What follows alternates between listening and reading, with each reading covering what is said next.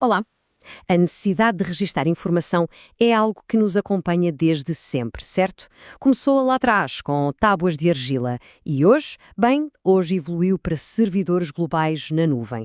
Nesta análise, vamos fazer exatamente essa viagem e perceber como é que os dados estão, neste momento, a moldar as políticas públicas e a própria governação. O nosso roteiro para esta conversa está dividido em 5 partes. Vamos começar com ideias mais amplas. Depois vamos a exemplos bem específicos e, no fim, abrimos novamente o foco para pensar nas grandes implicações de tudo isto. Muito bem, vamos a isso. A nossa primeira paragem é para explorar uma coisa que é fundamentalmente humana. Aquele impulso de querer entender o mundo e guardar esse conhecimento fora das nossas cabeças. E esta citação do Brunovski, olhe, acerta em cheio. É aqui que tudo começa. Não se trata só de sobreviver, é uma necessidade genuína de compreender e, mais importante, de passar adiante o que se aprende. É este motor que está por trás de toda a inovação tecnológica. E isto leva-nos a um conceito-chave, o conhecimento extrasomático. O nome parece complicado, mas a ideia é simples. É todo o conhecimento que guardamos fora do nosso cérebro, em livros, em computadores, onde for. Sem isto, cada geração tinha de começar do zero, a reinventar a roda. É isto que permite que a sociedade construa sobre o que veio antes. E o salto tecnológico que demos é uma coisa impressionante. Passamos de métodos físicos, lentos, para um acesso global e quase instantâneo. Pense nisto. A web nasceu em 1992. Logo no ano seguinte, o navegador Mosaic tornou a internet visual e acessível a qualquer pessoa. A informação democratizou-se de uma forma que era francamente inimaginável. Claro que esta explosão de informação trouxe um novo problema. Com tanto conhecimento à distância de um clique, como é que se encontra aquilo de que realmente se precisa? Eu adoro esta analogia porque descreve na perfeição o que era a internet no início. Era um verdadeiro oceano de informação, mas sem mapa, sem bússola. Era muito fácil uma pessoa perder-se completamente. Era óbvio que precisávamos de uma ferramenta para nos orientarmos neste caos. E a solução que apareceu foi genial.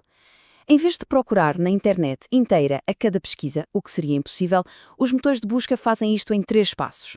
Primeiro, uns programas automáticos, os crawlers, vasculham a web sem parar. Segundo, organizam tudo o que encontram numa espécie de biblioteca gigante e super arrumada. E, finalmente, quando fazemos uma pesquisa, eles procuram nessa biblioteca e não na web em tempo real. E é por isso que temos resultados em frações de segundo. Ao mesmo tempo, a forma como nós interagimos com os computadores também mudou da noite para o dia. Passamos de ecrãs pretos com linhas de código, que era preciso decorar, para interfaces gráficas, intuitivas.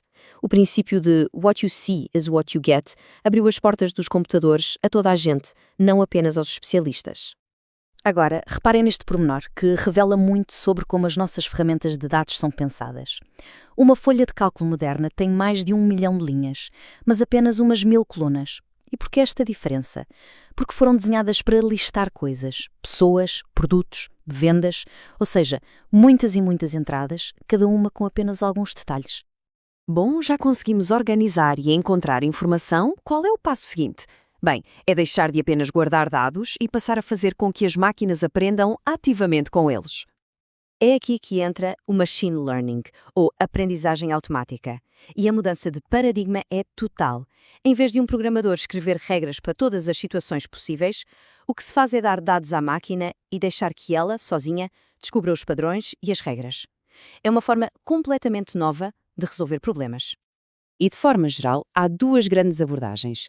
Na supervisionada, damos exemplos à máquina com a resposta certa. Dizemos, isto é um gato, isto não é um gato, e ela aprende a prever. Na não supervisionada, é o contrário. Damos-lhe um monte de dados, sem rótulos, e dizemos, ok, agora encontra aqui grupos ou padrões. É ótima para descobrir coisas que nem sabíamos que estávamos à procura. Ok, chegamos ao ponto central. De que forma é que estas ferramentas, que são incrivelmente poderosas, estão a ser usadas no mundo real para resolver os grandes problemas da sociedade? E as aplicações práticas já são muitas e são fascinantes.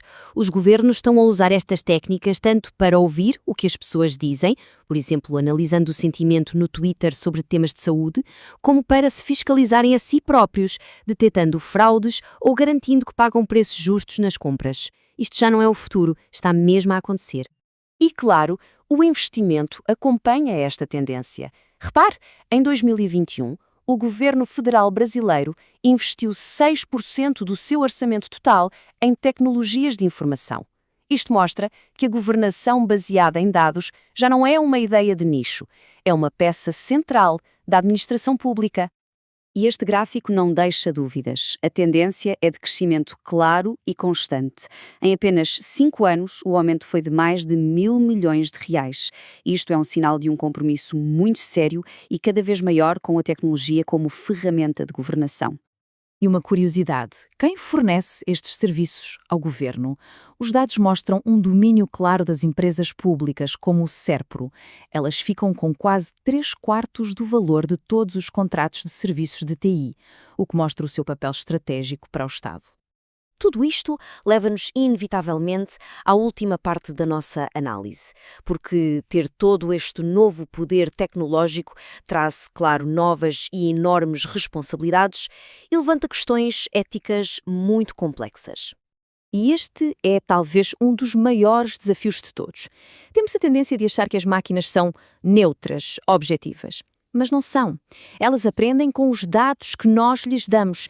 E se esses dados históricos refletem os nossos preconceitos sociais, a inteligência artificial vai aprendê-los. E o perigo é que ela pode depois aplicar esses preconceitos de forma sistemática e numa escala gigantesca.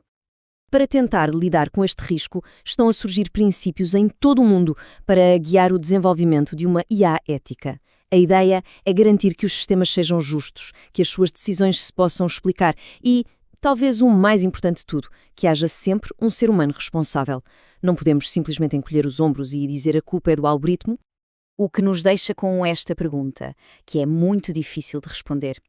Se a matéria-prima com que a IA aprende os nossos dados do passado já está de certa forma contaminada com injustiças, como é que podemos construir um sistema verdadeiramente justo em cima disso?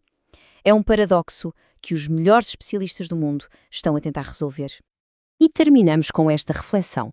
À medida que delegamos cada vez mais decisões às máquinas, desde aprovar um crédito até definir uma política pública, a questão da responsabilidade final torna-se a mais importante de todas. É do programador? Do governo que usa o sistema? De quem o opera? Definir estas linhas de responsabilidade é, sem dúvida, um dos desafios centrais da nossa era digital.